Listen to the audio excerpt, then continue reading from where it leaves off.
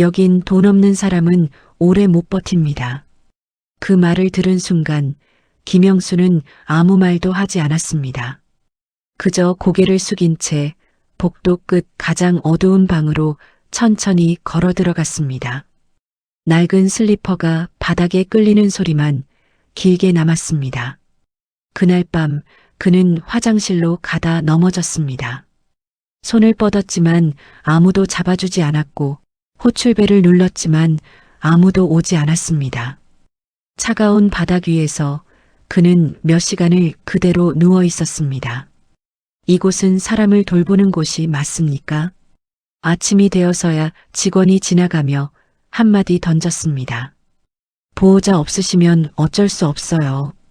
그 순간 김영수의 눈빛이 아주 잠깐 변했습니다.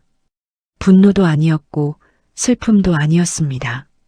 그저 무언가를 확인한 사람의 표정이었습니다. 그리고 그날 오후 그는 복도에 자신의 짐이 내놓여 있는 것을 보았습니다. 아버님, 다른 데 알아보셔야겠어요. 그 말을 듣고도 그는 놀라지 않았습니다. 오히려 천천히 고개를 들어 요양원 건물을 한번 바라봤습니다. 이야기 시작합니다. 안녕하세요. 오늘도 찾아와 주셔서 감사합니다. 좋아요, 구독 눌러주세요. 구독은 무료이니 편하게 눌러주세요. 김영수는 일부러 가장 낡은 옷을 골라 입었습니다. 색이 바랜 셔츠, 무릎이 희미하게 닳아버린 바지, 그리고 오래 신어 뒤꿈치가 주저앉은 슬리퍼까지. 거울 앞에 선 그는 한동안 자신의 모습을 바라봤습니다. 한때 수십 명의 직원을 거느리던 사람이었지만 지금 거울 속에 있는 노인은 그저 어디에도 기대지 못하는 사람처럼 보였습니다. 그는 고개를 끄덕였습니다. 바로 저 모습이면 충분하다고 생각했습니다. 요양원 정문 앞에 도착했을 때 햇빛은 유난히 밝았지만 건물 안쪽은 어딘가 눅눅하고 어두운 느낌이었습니다. 접수대에 앉아있던 직원이 그를 위아래로 훑어봤습니다. 그 시선은 길지 않았지만 이미 많은 것을 말해주고 있었습니다. 입소 상담 받으러 오셨습니까? 김영수는 고개를 끄덕였습니다. 보호자는 없습니까? 잠시의 침묵이 흘렀습니다. 그는 일부러 시선을 피하며 대답했습니다. 없습니다. 직원은 더 묻지 않았습니다. 그 대신 서류를 한 장 밀어놓으며 말했습니다. 기본 비용은 이 정도입니다. 추가 서비스는 선택사항이고요. 김영수는 서류를 천천히 넘겼습니다. 금액을 보는 순간 직원의 눈빛이 미묘하게 변했습니다. 기본만 하시는 겁니까? 네. 그걸로 충분합니다. 짧은 대답이었지만 그 말 한마디로 그의 위치는 정해졌습니다. 그는 돈 없는 입소자로 분류되었습니다. 입소 절차는 빠르게 진행됐습니다. 아니, 정확히는 너무 빠르게 지나갔습니다. 누군가는 자세한 설명을 듣고 누군가는 시설을 안내받았지만 김영수에게 그런 과정은 없었습니다. 그저 직원 한 명이 앞장서며 말했습니다. 이쪽입니다. 복도를 따라 걸어가는 동안 그는 몇 개의 방을 지나쳤습니다. 문이 반쯤 열린 방 안에는 밝은 조명 아래 TV를 보고 있는 노인이 있었고 간병인이 옆에서 과일을 깎아주고 있었습니다. 그 방을 지나자 복도 끝으로 갈수록 조명이 점점 어두워졌습니다. 여기입니다. 문이 열리자 작은 방이 하나 나타났습니다. 두 사람이 겨우 쓸 수 있을 정도의 공간. 창문은 있었지만 빛은 거의 들어오지 않았습니다. 이미 한 명의 노인이 침대에 앉아 있었습니다. 그는 고개만 살짝 들어 김영수를 바라봤다가 다시 시선을 떨궜습니다. 여기 쓰시면 됩니다. 직원은 더 설명하지 않았습니다. 침대 위치도 물건 두는 곳도 아무것도 그저 돌아서며 한마디 덧붙였습니다. 식사는 시간 맞춰 나오니까 늦지 마세요. 문이 닫히자 방 안은 조용해졌습니다. 김영수는 천천히 짐을 내려놓았습니다. 가방 하나. 그것이 전부였습니다. 그는 방 안을 둘러봤습니다. 벽에는 오래된 얼룩이 있었고 창문 틈으로는 바람이 조금씩 들어오고 있었습니다. 잠시 후 옆 침대의 노인이 입을 열었습니다. 처음 오셨어요. 김영수는 고개를 끄덕였습니다. 네, 오늘 왔습니다. 노인은 잠시 망설이다가 낮은 목소리로 말했습니다. 여기 오래 계실 생각이면 조용히 계시는 게 좋습니다. 김영수는 그 말을 듣고 잠깐 눈을 마주쳤습니다. 왜 그렇습니까? 노인은 주변을 한번 훑어보더니 더 작은 목소리로 말했습니다. 돈 있는 분들이랑 없는 분들이 다릅니다. 그 말은 짧았지만 충분히 이해할 수 있었습니다. 김영수는 더 묻지 않았습니다. 이미 알고 있었기 때문입니다. 그는 다시 짐을 정리하며 조용히 중얼거렸습니다. 그렇겠지요. 그날 저녁 식사 시간이 되었습니다. 식당으로 내려가자 이미 자리는 나뉘어 있었습니다. 창가 쪽에는 비교적 밝은 표정의 노인들이 앉아 있었고 간병인들이 옆에서 말을 걸어주고 있었습니다. 반면 김영수가 안내받은 자리는 식당 구석 벽 쪽이었습니다. 그곳에는 말없이 식사를 하는 노인들만 앉아 있었습니다. 배식이 시작되었습니다. 먼저 창가 쪽 사람들이 음식을 받았고 그 다음이 중앙 그리고 마지막이 구석 자리였습니다. 김영수의 차례가 왔을 때 이미 반찬은 많이 줄어든 상태였습니다. 그는 아무 말 없이 식판을 받아들었습니다. 맞은편에 앉아있던 노인이 작게 말했습니다. 처음엔 다 그래요. 김영수는 숟가락을 들다가 멈췄습니다. 뭐가 말입니까? 나중에 알게 됩니다. 짧은 말이었지만 그 안에는 체념이 담겨 있었습니다. 김영수는 그 말을 듣고 고개를 끄덕였습니다. 그리고 조용히 식사를 시작했습니다. 그는 알고 있었습니다. 이곳에서 중요한 건 말이 아니라는 것을, 누가 먼저 먹는지, 누가 어떤 표정을 짓는지, 누가 누구를 피하는지, 그 모든 것이 이곳의 규칙이었습니다. 그날 밤 침대에 누운 김영수는 눈을 감지 않았습니다. 천장을 바라보며 낮에 있었던 일들을 하나씩 떠올렸습니다. 직원의 눈빛, 복도의 조명, 식당의 자리 배치, 그리고 노인의 한마디. 돈 있는 분들이랑 없는 분들이 다릅니다. 그는 천천히 숨을 내쉬었습니다. 그리고 아주 작게 혼잣말처럼 중얼거렸습니다. 잘 보았습니다. 그 말은 단순한 감상이 아니었습니다. 이곳이 어떤 곳인지, 그리고 앞으로 무엇을 해야 할지, 그는 이미 결정을 내린 상태였습니다. 그날 밤 김영수는 처음으로 이 요양원의 진짜 모습을 받아들였습니다. 그리고 동시에 이곳을 끝까지 지켜보기로 마음먹었습니다. 며칠이 지나자 김영수는 이곳의 질서를 완전히 이해하게 되었습니다. 이 요양원에는 규칙이 있었습니다. 하지만 어디에도 적혀 있지 않은 규칙이었습니다. 돈이 있는 사람은 손님이었고 돈이 없는 사람은 관리 대상이었습니다. 그 차이는 아주 사소한 순간에서 드러났습니다. 아침 식사 시간 창가 쪽에 앉은 노인들은 따뜻한 국과 갓 지은 밥을 받았습니다. 간병인은 허리를 숙이며 말을 걸었습니다. 아버님, 오늘은 미역국 드셔야죠. 어제도 잘 드셨잖아요. 그 말투에는 정중함이 담겨 있었습니다. 하지만 김영수의 차례가 되었을 때는 달랐습니다. 식판 위에 올라온 것은 식어버린 국과 이미 반쯤 비워진 반찬 접시였습니다. 남은 거니까 그냥 드시면 됩니다. 짧은 말이었고 설명도 눈길도 없었습니다. 김영수는 아무 말 없이 고개를 끄덕였습니다. 그는 숟가락을 들었지만 그보다 먼저 주변을 살폈습니다. 누가 웃고 있는지, 누가 고개를 숙이고 있는지. 그는 식사보다 사람을 먼저 보고 있었습니다. 점심, 저녁도 크게 다르지 않았습니다. 차이는 점점 더 분명해졌습니다. 돈을 더 낸 입소자는 간식 시간에 과일이 따로 제공됐고 간병인은 이름을 불러주며 대화를 이어갔습니다. 김 회장님, 오늘은 딸이 오신다고 하셨죠? 반면 김영수에게는 아무도 이름을 부르지 않았습니다. 그저 아버님이라는 단어조차 생략된 채 무심한 지시만 남았습니다. 식사 시간입니다. 약 드실 시간입니다. 그 말들은 안내가 아니라 철이었습니다.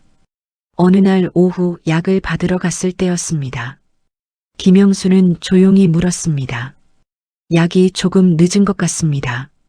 간병인은 짜증 섞인 얼굴로 그를 바라봤습니다. 순서대로 드리는 겁니다. 그래도 조금 늦는 것 같아서. 그 말이 끝나기도 전에 간병인의 목소리가 높아졌습니다. 아버님, 여기 처음이세요? 다들 기다립니다. 혼자만 특별하신 줄 아세요? 주변에 있던 몇몇 노인들이 고개를 들었습니다. 하지만 아무도 말을 하지 않았습니다. 김영수는 그 시선을 느끼면서도 표정을 바꾸지 않았습니다. 알겠습니다. 그는 더 이상 말하지 않았습니다. 그날 이후 그는 단 한 번도 먼저 말을 꺼내지 않았습니다. 대신 더 깊이 관찰하기 시작했습니다.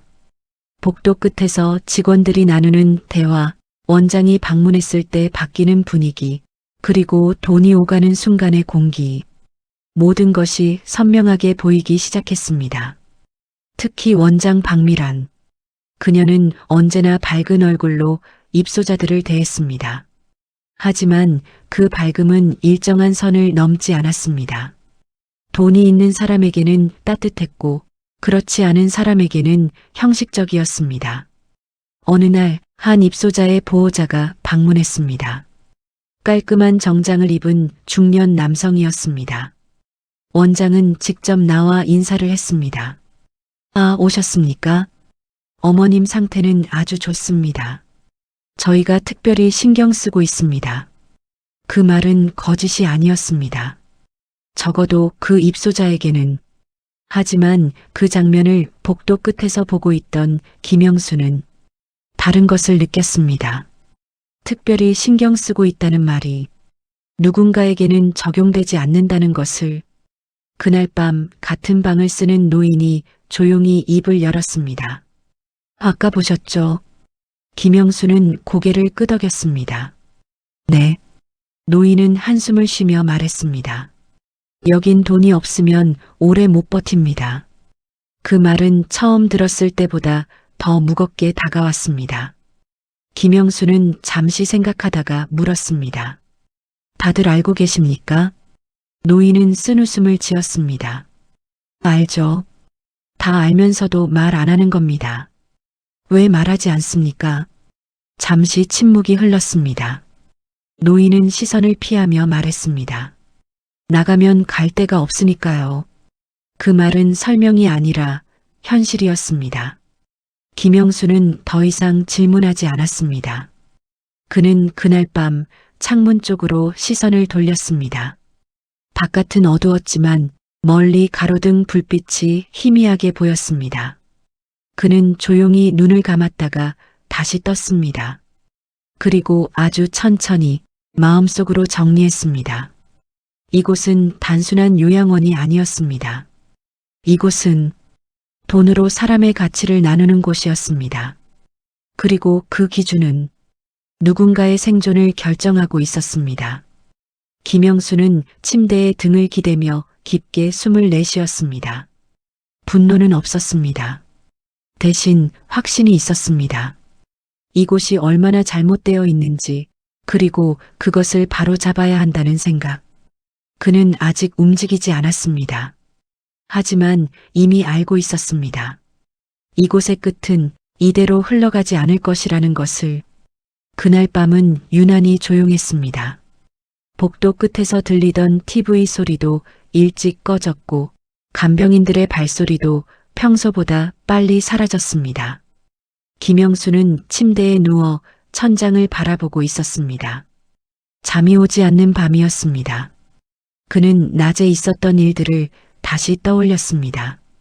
식당에서의 자리, 약을 받을 때의 눈빛, 그리고 아무렇지 않게 던져지던 말들.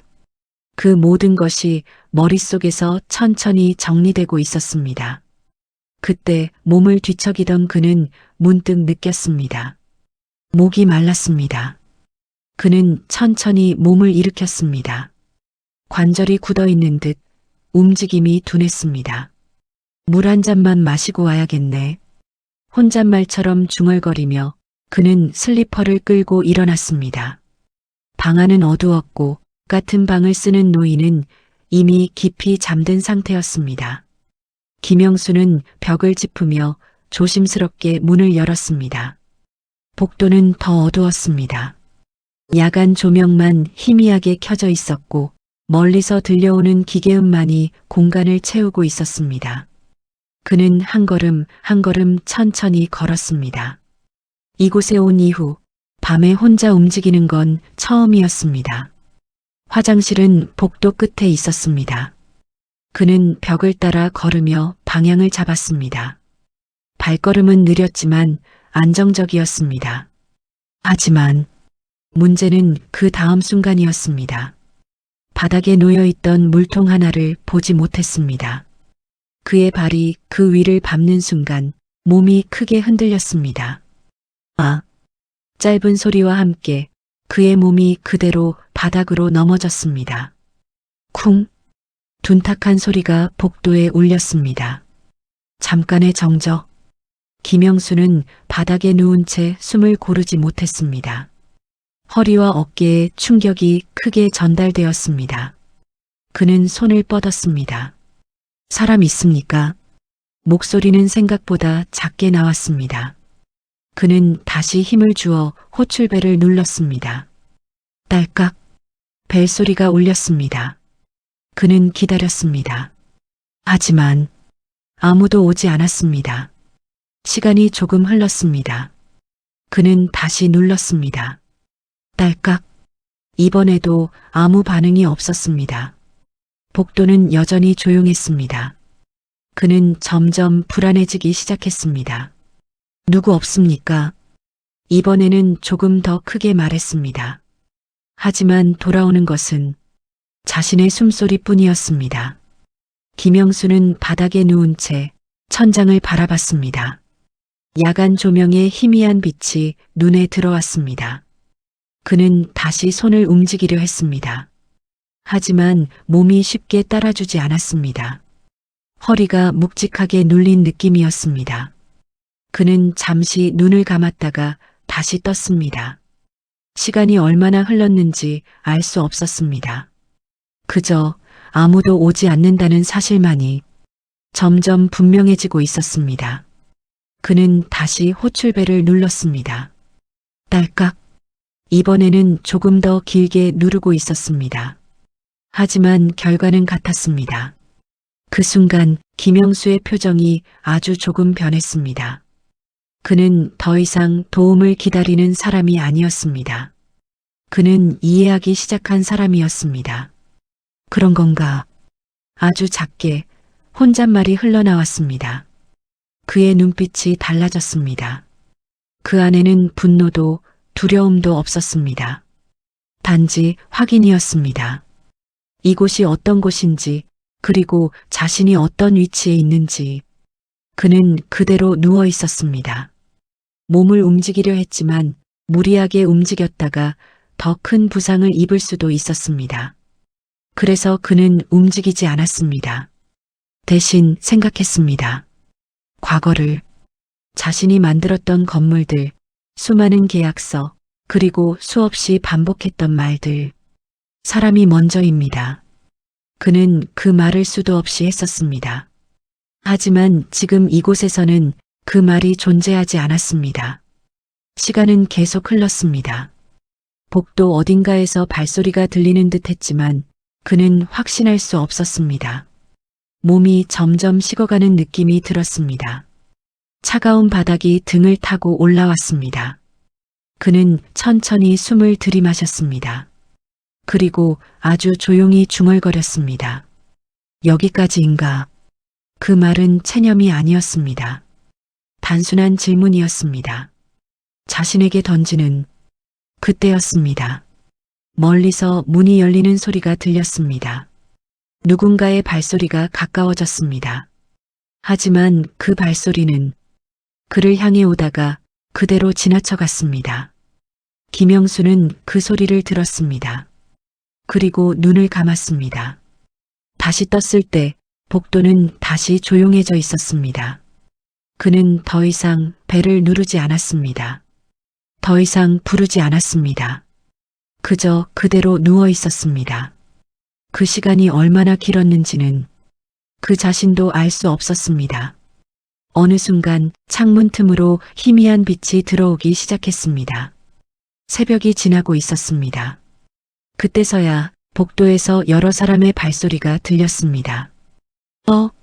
이게 뭐야? 간병인의 놀란 목소리가 울렸습니다. 아버님, 여기서 뭐 하세요? 김영수는 천천히 눈을 떴습니다. 간병인이 급하게 다가와 그를 일으키려 했습니다. 왜 여기 계세요? 넘어지셨으면 바로 말씀하셨어야죠. 김영수는 잠시 그 얼굴을 바라봤습니다.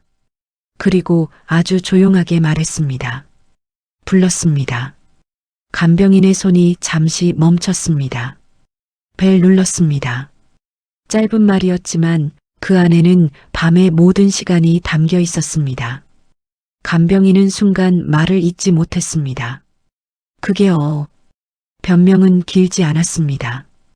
그저 어색한 침묵만이 남았습니다. 김영수는 아무 말도 하지 않았습니다. 그저 천천히 몸을 일으켰습니다. 통증이 느껴졌지만 표정은 변하지 않았습니다. 그는 다시 방으로 돌아왔습니다. 침대에 앉아 조용히 손을 내려다봤습니다. 그리고 아주 천천히 고개를 끄덕였습니다. 그날 밤은 사고가 아니었습니다. 그날 밤은 확인이었습니다. 이곳이 어떤 곳인지, 그리고 그들이 사람을 어떻게 대하는지 김영수는 이제 알게 되었습니다.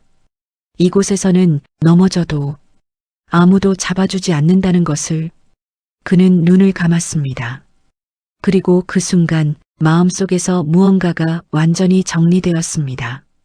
이제는 기다릴 이유가 없었습니다. 아침 회진 시간은 늘 형식적이었습니다. 간단한 안부, 짧은 확인, 그리고 빠른 이동. 그날도 다르지 않았습니다. 의사와 간병인이 함께 방을 돌고 있었고 원장 박미라는 뒤에서 상황을 지켜보고 있었습니다. 김영수의 차례가 되자 간병인이 먼저 입을 열었습니다. 어젯밤에 넘어지셨다고 합니다. 의사는 고개를 끄덕이며 간단히 물었습니다. 어지러움 있으십니까? 김영수는 잠시 생각하다가 대답했습니다. 넘어졌습니다. 짧은 말이었지만 그 안에는 긴 시간이 담겨 있었습니다. 의사는 더 묻지 않았습니다. 그저 기록지에 몇 줄을 적었습니다. 그리고 원장이 한 걸음 앞으로 나왔습니다. 아버님, 밤에 혼자 움직이시면 위험합니다. 말투는 부드러웠지만 그 안에는 책임을 돌리는 뉘앙스가 담겨 있었습니다. 김영수는 그녀를 바라봤습니다. 잠시 침묵이 흘렀습니다. 불렀습니다. 그의 목소리는 낮고 조용했습니다. 원장의 눈썹이 아주 살짝 움직였습니다. 벨을 눌렀습니다. 그 말이 이어지자 주변 공기가 조금 달라졌습니다. 간병인 한 명이 시선을 피했습니다. 원장은 잠시 멈췄다가 이내 미소를 유지한 채 말했습니다. 야간에는 인력이 제한적이라서요. 모든 상황을 바로 대응하기는 어렵습니다. 그녀의 말은 틀리지 않았습니다. 하지만 충분하지도 않았습니다. 김영수는 고개를 끄덕였습니다. 그렇습니까? 그는 더 이상 따지지 않았습니다. 그 대신 한 가지를 더 물었습니다. 그럼 앞으로도 같은 상황이 반복될 수 있습니까? 원장은 잠시 망설이다가 대답했습니다. 위험하시면 보호자와 상의해서 퇴소를 고려하셔야 합니다. 그 말은 완곡했지만 분명했습니다. 여기서는 책임질 수 없으니 나가라는 뜻. 그 순간 방 안의 모든 사람이 그 의미를 이해했습니다. 같은 방 노인은 고개를 숙였고 간병인은 아무 말도 하지 않았습니다. 김영수는 잠시 그 자리에 앉아 있었습니다. 그리고 천천히 자리에서 일어났습니다. 알겠습니다. 그 말은 짧았지만 더 이상 대화가 필요 없다는 의미였습니다. 그날 오후 김영수의 짐은 복도에 나와 있었습니다. 가방 하나 그리고 몇 개의 개인 물품. 그것이 전부였습니다. 직원 한 명이 서류를 들고 다가왔습니다. 아버님, 퇴소 절차 진행하셔야 합니다. 서명만 하시면 됩니다. 김영수는 서류를 받아들었습니다. 내용은 간단했습니다. 자발적 퇴소. 그는 종이를 한번 훑어보고 펜을 들지 않았습니다. 대신 고개를 들어 주변을 바라봤습니다. 복도에는 몇몇 노인들이 서 있었습니다. 멀리서 상황을 지켜보고 있었습니다. 그들의 눈빛에는 익숙함과 체념이 섞여 있었습니다. 또 한 명 나가는구나. 그 분위기가 느껴졌습니다. 김영수는 그 시선을 천천히 지나 원장을 찾았습니다. 박미란 원장은 복도 끝에 서 있었습니다. 팔짱을 낀 채 상황을 지켜보고 있었습니다. 그 표정은 여전히 단정했고 조금의 흔들림도 없었습니다. 김영수는 천천히 그녀 쪽으로 걸어갔습니다. 슬리퍼가 바닥에 끌리는 소리가 복도에 길게 울렸습니다. 모든 시선이 그를 따라 움직였습니다. 그는 원장 앞에 멈춰 섰습니다. 그리고 조용히 입을 열었습니다. 하나만 여쭙겠습니다. 원장은 짧게 고개를 끄덕였습니다. 말씀하시죠. 김영수는 잠시 건물을 올려다봤습니다. 천장, 벽, 창문. 그리고 다시 원장을 바라봤습니다. 이 건물 월세 내고 쓰는 겁니까? 그 질문은 예상 밖이었습니다. 원장의 표정이 아주 미세하게 굳었습니다. 그게 왜 궁금하십니까? 김영수는 바로 대답하지 않았습니다. 대신 천천히 주머니에 손을 넣었습니다. 그리고 낡은 서류 봉투 하나를 꺼냈습니다. 그는 그 봉투를 펼쳐 안에 있던 문서를 꺼냈습니다. 종이는 오래된 것이었지만 글자는 또렷했습니다. 그는 그것을 원장 앞에 조용히 내밀었습니다. 확인해 보시겠습니까? 원장은 잠시 망설이다가 서류를 받아들었습니다. 그리고 시선을 내렸습니다. 한 줄, 두 줄. 그녀의 눈동자가 멈췄습니다. 표정이 변했습니다. 이건 그녀의 목소리가 흔들렸습니다. 주변 직원들도 하나둘 가까이 다가왔습니다. 무슨 서류입니까? 누군가가 물었지만 아무도 대답하지 않았습니다. 김영수는 조용히 말을 이었습니다. 5년 전 계약서입니다. 짧은 설명이었지만 충분했습니다. 원장의 손이 아주 미세하게 떨렸습니다. 제가 이 건물 주인입니다. 그 말이 떨어진 순간 복도는 완전히 조용해졌습니다. 누군가 숨을 삼키는 소리가 들렸습니다. 직원들의 얼굴이 굳었고 간병인은 눈을 크게 떴습니다. 멀리서 지켜보던 노인들조차 움직이지 못했습니다. 시간이 멈춘 것 같았습니다. 김영수는 그들을 하나씩 바라봤습니다. 어제까지 자신을 무시하던 사람들, 아무렇지 않게 말하던 사람들, 그들의 눈빛이 모두 달라져 있었습니다. 그는 천천히 말을 이어갔습니다. 임대 조건 기억하십니까? 원장은 대답하지 못했습니다. 김영수의 목소리는 여전히 조용했지만 그 안에는 흔들림이 없었습니다. 사람답게 대해달라는 것. 그 말이 복도에 울렸습니다. 누군가 시선을 떨궜습니다.